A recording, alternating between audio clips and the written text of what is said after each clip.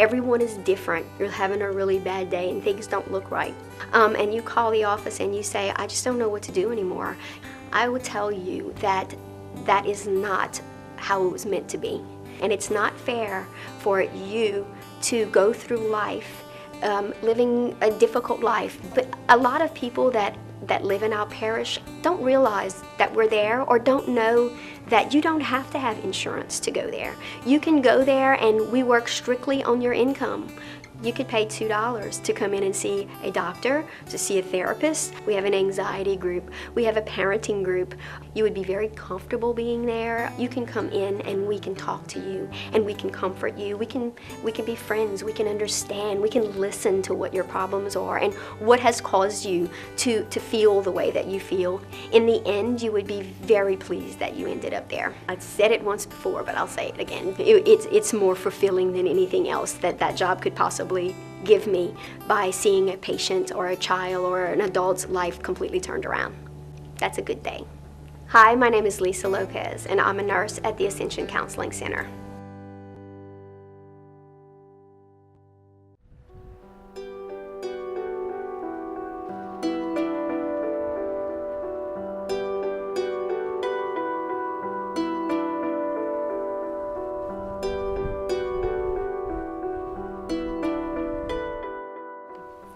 Hello everyone, I'm Lisa Weber Curry, Manager of Clinical Services at Ascension Counseling Center. You're watching Ascension Counseling Center's video newsletter, where we talk about the services we offer and how you can benefit from them. Thanks for joining us. School is back in session, and many of us have family members from children to young adults focusing on academics. So in this episode, we'll talk about the skills necessary for academic success. Stay with us for the next half hour or so. We'll be right back after this message. Ascension Parish, a parish steeped in tradition. It's a place where generations of families have continued to enjoy a lifestyle that centers on community living and community celebration. It's a place where we care about each other and we care about ourselves. For more than 50 years, the Ascension Counseling Center has continued the tradition of helping individuals and families change behaviors and change lives. The Ascension Counseling Center. Welcome back, and thanks for staying with us. Hello, Suzanne. Hi, Lisa. We're back at it again, and school's back in session, so let's talk about some key skills that are needed to ensure academic success for our kids. All right, we are going to talk about some skills for success, and we're not actually going to be talking about things like study skills, the kind of things that people automatically think of when they talk about academic success. It has nothing to do with intellectual ability. It has more to do with self-management skills. And so that's what we're going to talk about today. And so, one of the things that we want to start off with is that, we're going to give you 5 different skills today.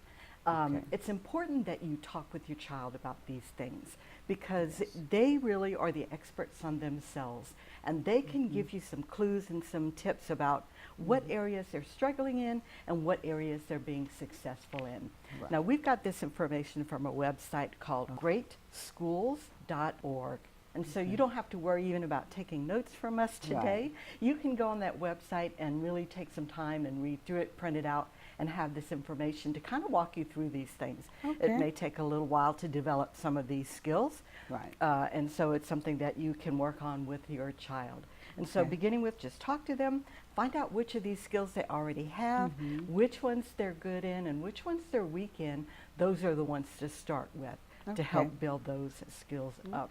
And as you're talking to your child, you're just listening for what they have to say about all of these things, whether they're doing them well or whether they're not. Yeah, whether they're struggling. And sometimes listening for those clues is listening for what is not being said as well as what is being said.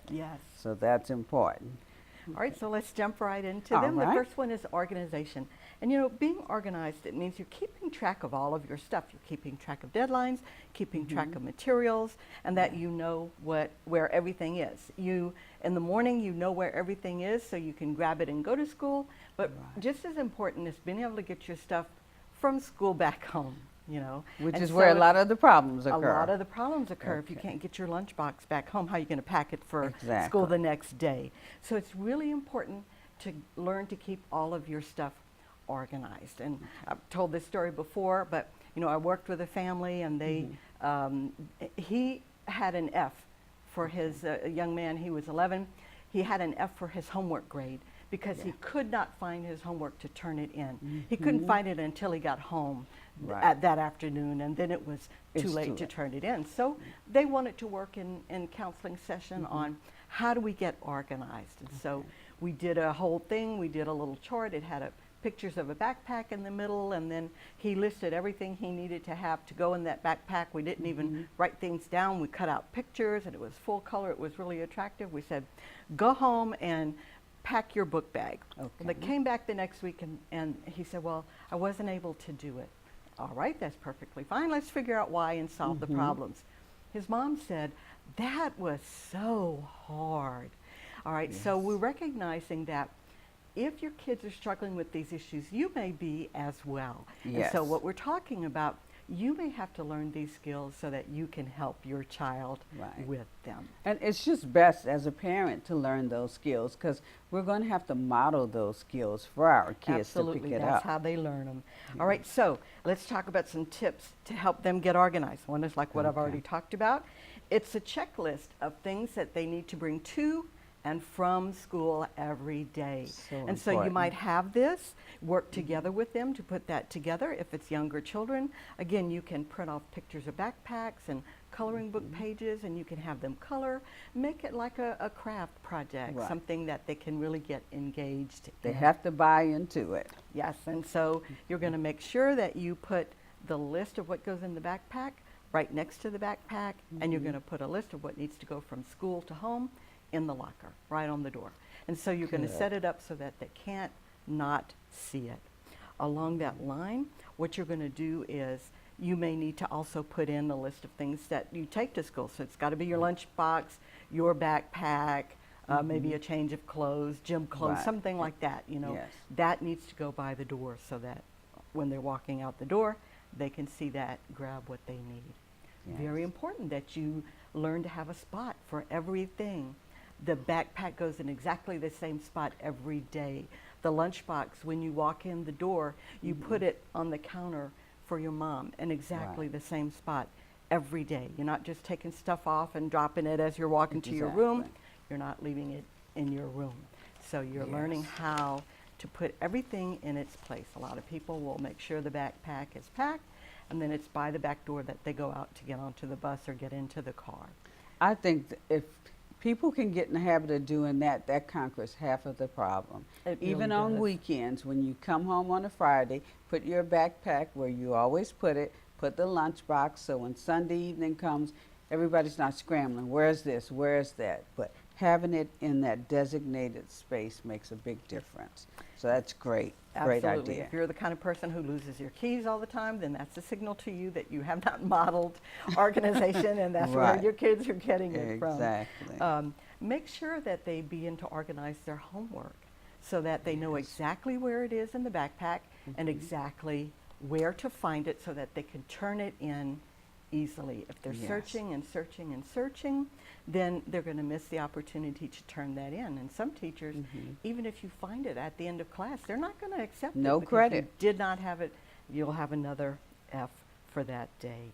So you want to develop a system that they can use to find what they need. And a system that works for all of them.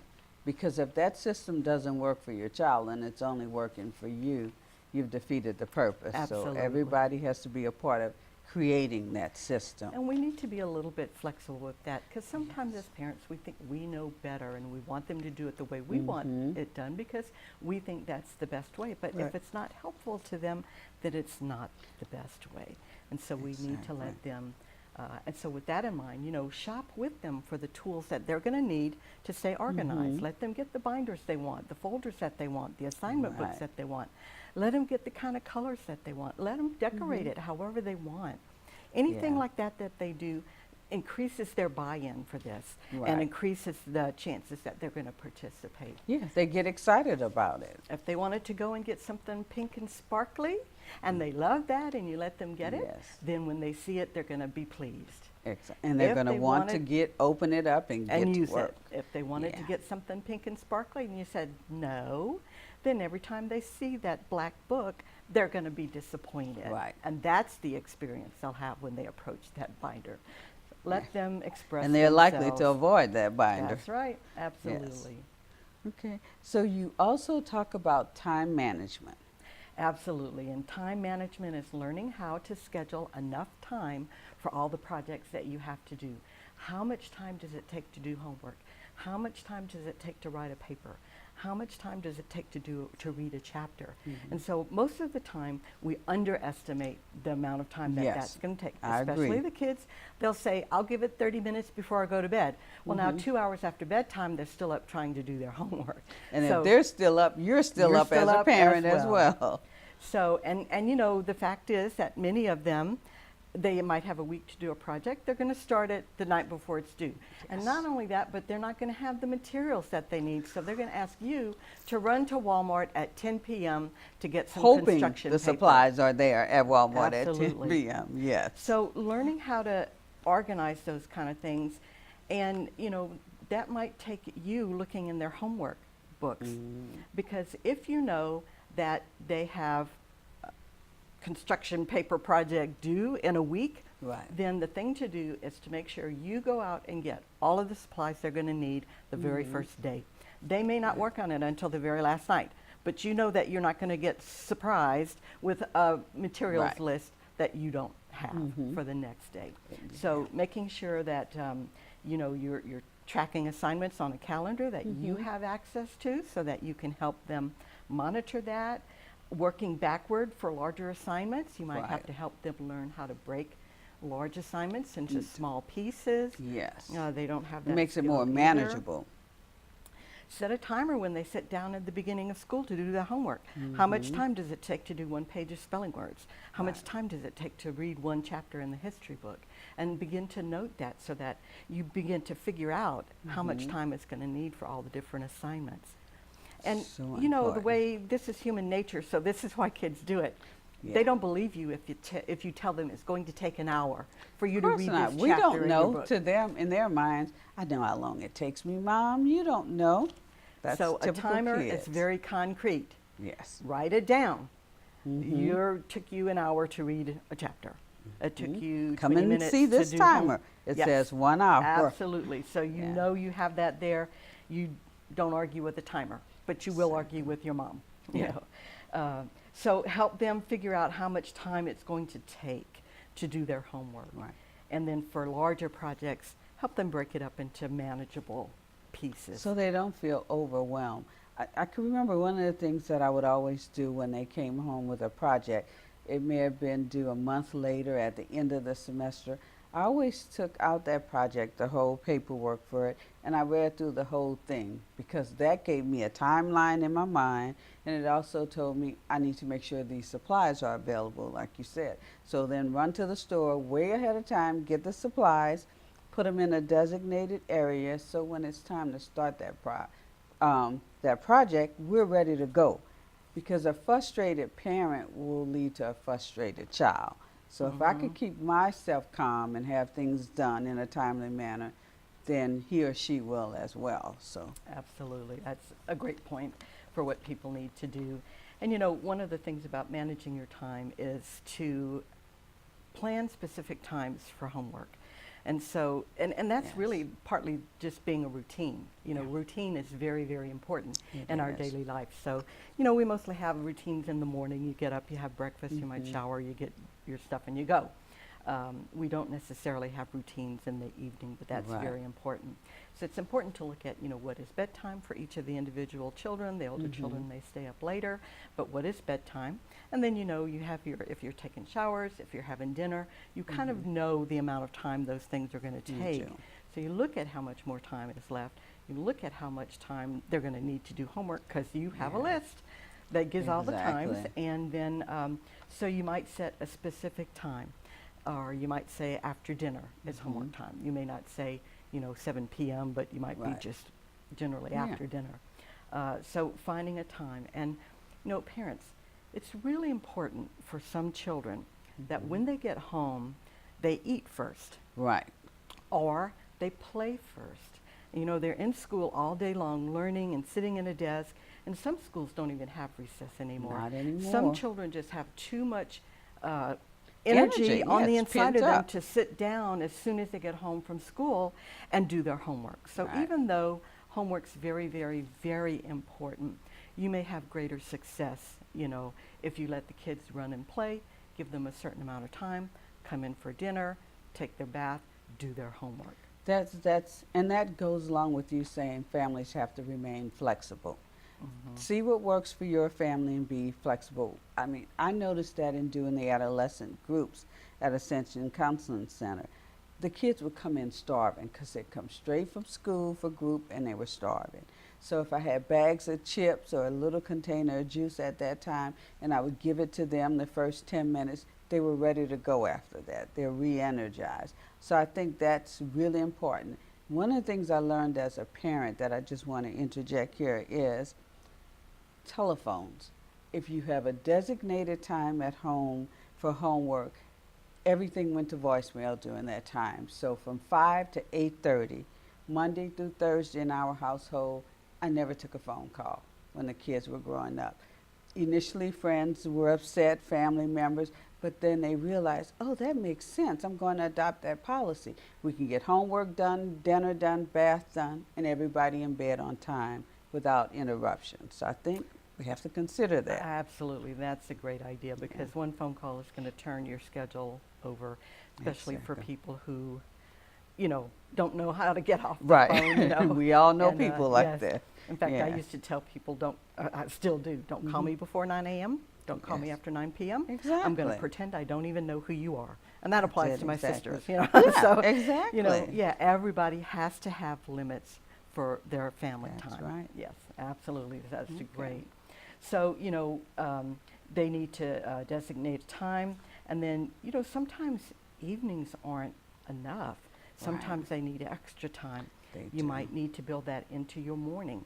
Or they may need to plan on doing things during study hall or on the weekends, so they need to look at, or there's some things that they can do at other times to free up their evenings if they don't have enough time and for especially if they have a difficult or challenging exam coming up, I would wake them up a little bit early so they can review for the test. And that just, you can see the sense of relief in their faces when they've had an opportunity to prepare again before going to take the exam. So again, flexibility, talking to your kids, listening for those clues. And there are some children, they as soon as they start their homework, they'll start it early, and it will literally take them till bedtime and they're still working on it. If you have children who have a lot of homework or who take a long time doing it, you need to schedule some breaks in there, stretch breaks, or get a snack or get some water, something like that. Allow them to get up and move around and kind of refresh themselves before they continue on. That would prevent them from becoming frustrated. So we also talk about prioritizing, which is so important. So tell us a little bit about how parents can get things prioritized for their kids and themselves as well. All right, sometimes kids fall behind, and this is true for us as adults as well, because we don't really know where to get started, or we don't know the important thing. Like for every time I go on a job interview and people ask me, what's your weakness? I always say, sometimes I don't prioritize. I'll do the fun things first and not the things that have to Which get is that most done. of us. And then that's true for all of us. Yes. And, so then I have to rush maybe toward the end of the day to get done what I needed to do for that day. And so that's really true for all of us. The kids are going to start with the subjects that they enjoy and that they're doing the best in. And but maybe that's not where we need to get started. So we need to start prioritizing everything, and that means they need to write down all the things that they need to do, not only in school but outside of school.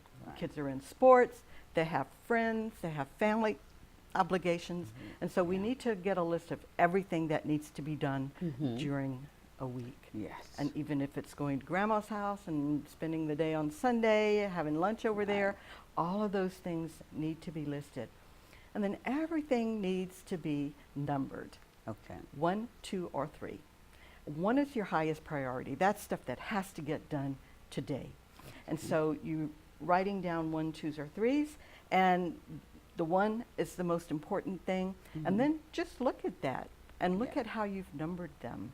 You know, as you look at that, how this is, they are prioritizing it, not you. The kids. So that you can see where their priorities lay. What That's is important to important. them. Yes, Yeah. because that's where they're going to be focusing their attention. If all of their social activities are numbered as number 1 and everything else is a 2 or a 3, school is a 3, now you know where their focus is. And now you know why the schoolwork isn't getting done. That's right, and you know Yes. why they're struggling. All right, so what you're going to try to do is help them change some of those numbers. And then after you do that, help them to see what needs to get done. You kind of talk them through it, change those numbers, and then have them rewrite that list. All the ones at the top, all the 2s, all the 3s. And then they can see what needs to be done first. Yeah. And then if you run out of time, the things that don't get attention are 3s and not 1s. So we have them rewrite that. And then you just need to check in with them every now and then, see how that list evolving? Is it changing? How are they doing now, prioritizing the new tasks? Because maybe they're still spending more time starting with the 3s. Just need to check back in with them and make sure that they're going 1s, 2s, 3s. And that's a great idea. And I think sometimes even once they've relabeled them, prioritized correctly, they may get frustrated when they're not able to get to the 3s on the list. So what I learned to do is, okay, let's do the 1, the main priority. Let's get some of it done, and then I'll give you an opportunity to throw in just a little bit of that 3 to make you feel good. You've had some fun. Now let's go back to 1. Sometimes you have to break it up. Absolutely. Yeah, excellent idea. And so now, once we've got them learning how to prioritize and actually doing it, we also need to look at the 4th skill. That's their concentration. All right, so, you know, we hear a lot of talk about this, about, you know, attention deficit disorder. We're not even talking so much about that. Everybody needs to learn how to concentrate. And, you know, before we go to school, we just play. We're doing everything around the house. And we may have a lot of people around us all the time. Now, whenever we go to school, our concentration needs are different, and we need to learn how to do that. Now, people with attention deficit disorder, they have to work maybe a little bit harder. But they're not the only ones who need to learn this. We all need to learn this. And so, you know, one of the things we need to do is kind of like what you said. Whenever you were ready for dinner, you turned off the phones. All right, so when we're trying to concentrate and do homework, that means no email, no computer games, no phones, no TVs, anything like that that can distract you. All of that needs to go off. And especially if all the kids in the household are all doing homework at the same time, just turn that off. You may have a child or a parent or somebody who's able to watch TV because they don't have, if that's the case, they can watch TV, but the child doing the homework needs to go into a room where there are no distractions. Set up a designated area so they can work without the distractions. And we're currently in a world of information overload. We have a cell phone here, we have our computer here, a notebook here, we have the TV going in the background. It's hard, even as an adult, to stay focused. Just working in the office when you're trying to concentrate and somebody walks down the hallway and starts talking, that's it. It's hard. So this really takes a concerted effort to do. You have to intentionally plan to concentrate by clearing that space for just that. And, you know, I think the being flexible is a really important thing because there are people who, like children with attention deficit disorder or attention deficit, especially with the hyperactivity piece, they will concentrate better if they're moving, walking, doing something with their hands. So don't prevent them from doing those kind of things. if it's really helping. Some people concentrate better if there's music in the background. Right. Now, everyone will say, I concentrate better with the TV on, and that's not necessarily the case. Right. It's really important to know your individual child. One child in your home may concentrate better without music. Another one may concentrate better with music. Right. So it's about, again, you can kind of test this out by getting your timer out again. Remember, you already did this. Right. How long does it take them to do a list of spelling words with music on?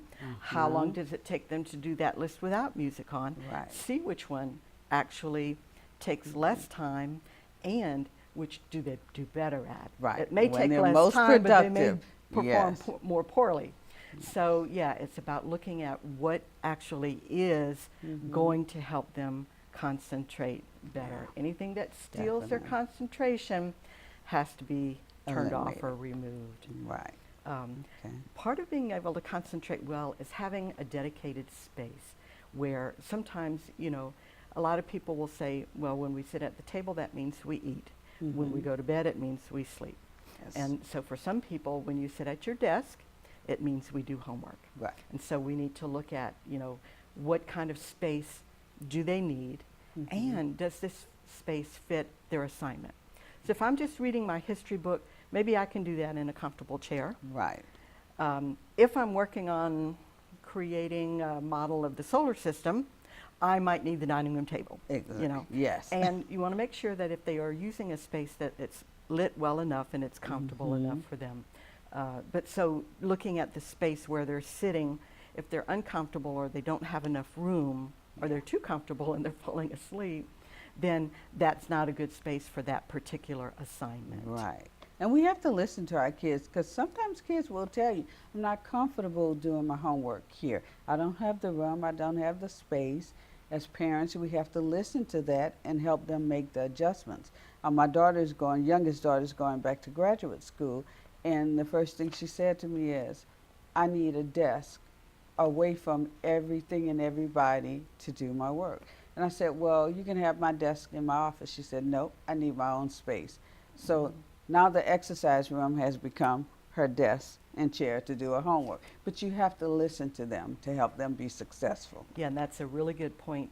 And also, the other thing you're saying is sometimes all the siblings need to be separated. Right.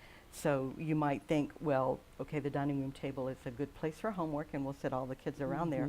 That may not work for some of them. Not. That may be too distracting for them, so you might need to have a separate spot for one. Maybe the other Right. three can do it together, but not so that it's one. looking at each child as an individual and Yes. tailoring to them what Yeah. they're going to need. And I know it can seem like a lot, but in the long run, it benefits everybody in the family. You have a system and it's working and it makes it flow so much smoother. And really, you're making an investment in the future. Whatever Right. habits we start as children, we're going to carry through. So, they're Yes. going to That's carry so that important. through to junior high, to high school, if they go to college. I'm going to interrupt you because I Yeah. think you need to say that again. Okay. You need to let Whatever our habits listeners we know. form as children, we're going to carry into adulthood. And Very those will important. carry through no matter what level of school that we go to and on Jobs. the job. That's right. Yes, absolutely. It's so important. And then if you get married, if you have children, you're going to be the one teaching all of these That's skills right. to your next generation. And we tend to teach what we know, so Absolutely. yes, very important points. So the final skill set you're going to talk to us about is motivation. And most children really do want to do well in school. Very few of them just don't care. But what we're trying to do is help them tap into their interests.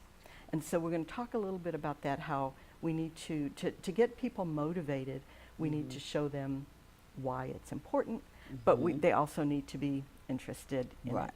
There are a lot of kids who are really interested in school and in the subjects that they're learning, and they kind of do very well at that. So sometimes, especially if you're trying to learn all of these new skills, there's times when you're going to lag, there's times when it's going to seem hard, there's times when you're going to get tired of it. And so motivation and motivating them to continue with developing those skills is very important. And so some of the ways that you can help motivate your children is to try to link the school lessons to their life. Okay. How often have we all said, I don't know why I need to learn this, I'm never going to need it again. Especially math. I think everybody has said that, unless you love math. Most of us have said that. Yeah, and for example, like they give, if you're learning percentages, we think we're never going to use that. But look, one time I went to a beauty shop. It was the first time I went there, and it was this young lady who cut my hair, and I gave her my credit card, and I said, add a 15% tip. No clue. She did not know how to do that. So we're talking about your livelihood here. Exactly. You better That's learn how important. to figure out if it's 10, 15, 20%, how to give yourself. You want to know whether your clients are giving you a good tip or a bad tip, Exactly. Yeah. So that in that case, those percentages are very important. A lot of things like in life like that. And so we want to be is. able to tie those lessons to real life. Yeah, things that's for so people. important, because I mean, immediately that popped in my head. Pay raises, they're percentages most of the time. Absolutely. And if you don't know how to calculate that percentage, you really don't know if you even paid what you're worth. So, I mean, we use percentages daily. If you go out to lunch, as you said, and you're about to tip someone, if you can't do that percentage, you don't know what you're tipping that person. And you have to ask them, or you have to ask a friend, or some people will put the app on their phone. I tend to do it in my head because it keeps my memory and my mind fresh. So it's good. Know your percentages, know your math. All schoolwork is important. So we want to be able to have examples, even if they're not asking you, to spend some time thinking about why would this subject be important in the real world, so that when they ask you, you'll have an answer for them. Exactly. Yes. And then, we want to try to link their interests to their academics. And so if they're really passionate about music, then maybe give them books about musicians if you're trying to help them read better. So whatever, or listening to music and foreign languages and how that might be related. And so we're always looking at ways, if they're interested in something, how can we tie that into, if you're in social, there's a way to tie everything. If you're in social studies and you're learning about, legislative issues and all of that stuff, talk about how the world works in terms of unions having hierarchies and trying to get a law passed, copyright laws for your music or other things like that. Tie it into the class that they're learning, what they're interested in. And they'll buy into it more quickly. And there are so many real life examples out there now that you can easily tie a child's schoolwork into real life issues. So that's so important. Yeah, it keeps them going. Yes, absolutely. Yeah. And then, we've talked about a lot of the things we've talked about. We've talked about helping children with their time management and prioritizing. But we want to give them as much control as possible. Because if we have choices, we buy into those choices more than if you as a parent say, I want you to organize your book bag this way. So we want to give them choices. Let them determine, what hours they're going to study, how they're going to organize their bags, when are they going to start their school projects that take a week. So we want to let them make those choices. Now, you may have to help them shape that, but instead of saying, no, that's not going to work, I want you to do it this way, you process it through with them. Exactly. And you'll say, okay, you're giving yourself 1 hour in the middle of the week, but we know that it takes you an hour for every chapter you have to read, and you have 3. How can we rework this so that you'll get it all done? Exactly. All right, and so you're kind of still letting them process, making decisions instead of just making it for them. And you will find that as a parent, you will be less frustrated, and the child will be less frustrated. And this goes, as we said, at the beginning of the program, we're not just talking about elementary school kids, middle school kids, high school. We're talking about young adults in college and even going beyond college. These skills will help them. I just had a conversation with a good friend yesterday. Her daughter graduated from optometry school, which is it's a great achievement in and of itself. Yes. And she's just been offered her first full-time job, and so she's searching for places to live.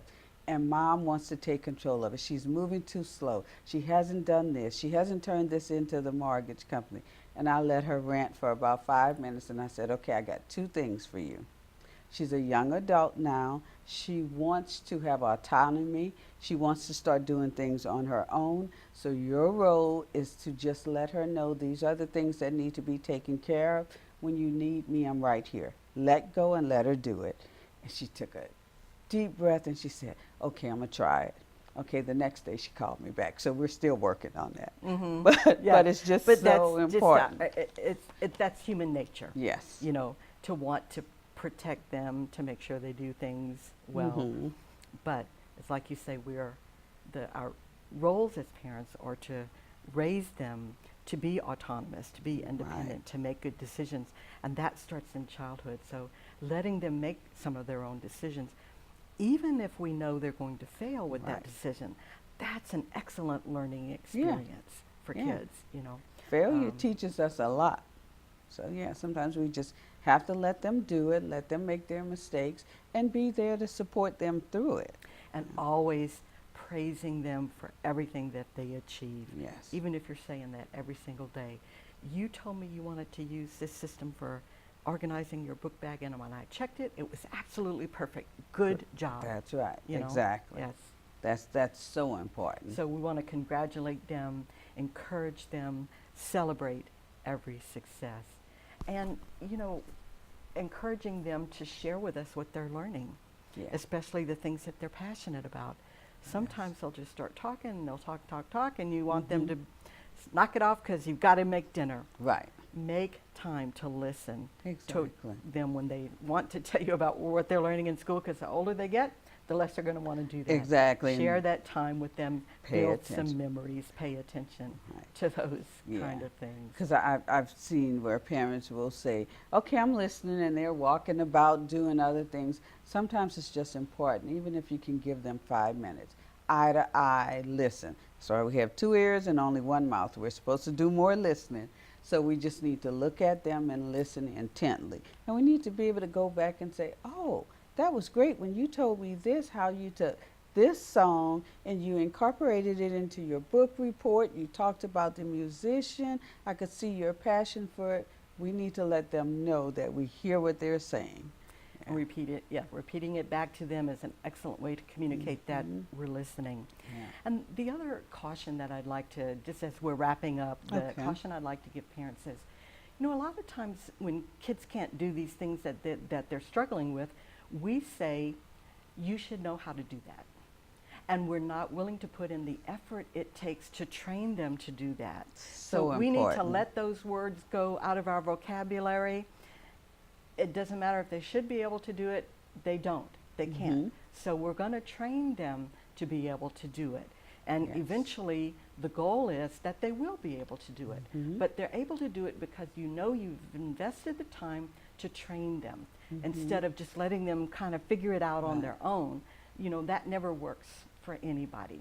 So you're going to train them to be able to do this, and keeping in mind that the younger they are, the fewer skills that they have, and the more they're dependent on you. So what you want to see, you're building these skills, and the more mature they get, the more of them they're able to take on. And hopefully by high school, they're able to do all of these things on their own. And they will need you less. They will need you less. But be aware that as they're learning these skills, just like learning any new skill, there are going to be times when we backtrack. And maybe we mastered it, but then after that, maybe they have a new grade. Maybe they have a new subject. Something might come where they kind of regress a little bit. Don't get angry. Don't get disappointment. This is just natural life anytime we're learning a skill. And so you're going to patiently go over that skill again in this new setting or with the new subject so that they're able to figure it out. Exactly. Also keeping in mind that all children are different. And you may have children who are able to do most of these things, but still, even as a teenager, even as an adult, there are a couple of things they can't master. You know, that's just the way it is with us as human beings as well. And so you may always have to step in and do that one thing for them. And then knowing at one point, you know, you're going to have to step back and let them do it. Exactly. And I think to add to that, because that's so important, is remembering that if it's something we can't do and our kids can't do, seek outside help. It doesn't, as a parent, we don't have to know everything. If it's out of our realm of what we really know well and the kid needs additional help, let's get that additional help. We work with families a lot where people are coming in, they have an issue, they have a problem, they don't know how to solve it. And that's Right. partly what we do. We help people Exactly. figure out what steps to take. I Right. notice that people will come in that they either have one or two things. Something's wrong, they don't know what to do to fix it, or they know what goal they want, but they don't know what steps to take to Right. get there. So we Right. kind of are experts in helping people figure out how to solve these problems Right. in a way that both the parent and the child can both get on board Exactly. with. Definitely. We talked a little bit about, children, they're growing up and maturing, and they get older, they get the better able they're to do these things. And anytime I talk about children developing into maturity, I always like to talk a little bit about the brain. So I'm going to talk about this for a few Okay. minutes, and don't worry, it's just easy. It's not technical. Okay. Okay. But I want parents to be aware, because sometimes we're not aware, that your brain is developing almost until you're like, some people say Around 21, some yeah. people say 24. And so children's brains are really not fully developed until they become a young adult. Now, the brain develops from the back to the front. So the back is more mature than the front. But you know what's in the front? The cognitive piece, the piece What that they makes need. decisions, Yes. the piece that thinks through right and wrong, the piece that understands long-term consequences. Right. Doesn't it sound familiar about what kids and teens don't do? All right, so, they're not making good decisions. They're not making rational decisions. They're not testing reality to see if this is a good or bad thing. But I want you to know that that's because of how their brain is developing. So there's sometimes that you do have to step in, and it's not that they're being rebellious. It's not that they're being that they're fighting you. It's not that they're Oppositional, being yeah. oppositional or defiant. Right. It's that front part of the brain, the one that we need to tell us right from wrong. This is a good idea. This is not a good idea. Don't do this. Is not fully developed in children and teens, and so you may have to fulfill that role for them for a little bit. Definitely. Noticing that you might have to explain to them how waiting till the last minute it's going to mean you're not going to get your project done Right. because they can't think through to the consequences of that. Exactly. So there are some things you may have to say more often than you would really like to, and that's the reason. Yeah, and that's so important. I think you've given our audience a lot of great ideas and skill sets to use so that everybody can have a great academic year, this school year. I'd also like you to remind them of the website again, so everybody will know where to go for resources. All right, and the website is greatschools.org. Greatschools.org. They'll put it up on the screen there so that Okay. you can look at and just explore it. They have a lot of topics and a lot of good, helpful things that families can look at to see if there's some advice that can help with their particular situation. That is great. One that also comes to mind is there's another one that's understood.org. It gives great advice, especially when it comes to ADD or ADHD or oppositional defiance. They have really good skill sets to help parents help their kids as well. So again, thank you. You're Good welcome. informational session that our audience can use. Look forward to the next time. As do I. Great. And thanks to you, our viewers, for spending your time with us for this episode of Ascension Counseling Center's video newsletter. Remember, you can catch replays of the program exclusively on Ascension 21 on the days and times listed on your screen, and anytime on Ascension 21's YouTube channel. We hope today's information will help change your life for the better. That's our goal at Ascension Counseling Center, for our programs to help change lives. Remember, Ascension Counseling Center is here by way of your support.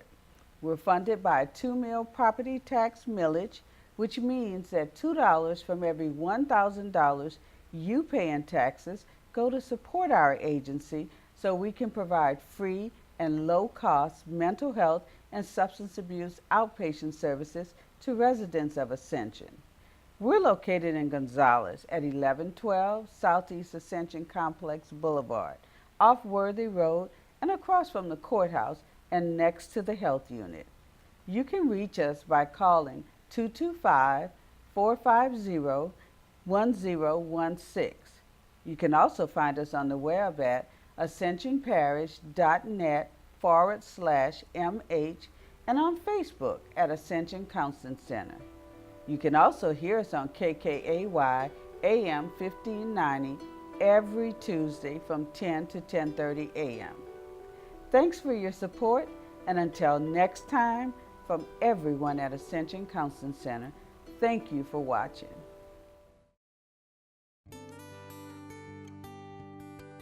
We see a lot of children that are actually being raised by their grandparents. There are so many resources that we can help you with to help you figure out what to do with this child, to help this child understand what his goal in life is. Having one little boy come in and hate his life and have a scowl on his face and not want to be there, and then a month or so later befriend him and come in and smile at me and talk to me and give me a hug, which those children don't do that very often. So by having that hug rewards me more than any paycheck that a person could give me. It's more fulfilling than anything else that job could possibly give me, by seeing a patient or a child or an adult's life completely turned around. Hi, my name is Lisa Lopez, and I'm a nurse at the Ascension Counseling Center.